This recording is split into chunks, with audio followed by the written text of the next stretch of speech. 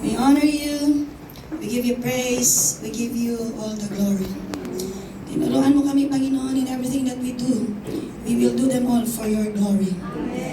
To you belongs all the glory and all the honor and all the praises. Be exalted continually, our God in heaven. Be honored continually, our Father in heaven.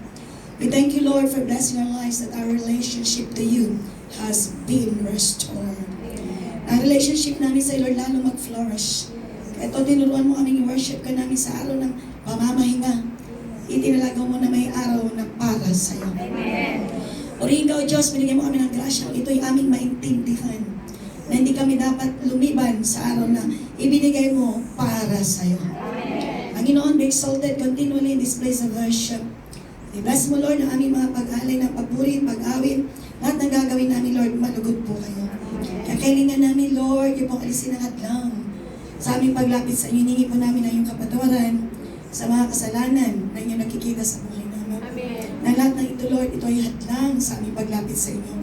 Kaya kami nga po ay nagpapakumbaba aming Ama, humingi kami ng kapatawaran sa aming mga nagawang kasalanan.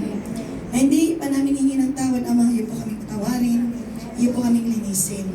Gawin niyo po kami, Lord, na malinis, na lalapit sa inyo aming Ama. Salamat, O Diyos, kalooban mo na kaming lahat ay lumapit sa inyo na may kalinisan. Thank you, Lord, na marami possible ito. Dahil sabi mo, Panginoon, Lord, nang nais mo sa iyong mga anak that we should live in holiness.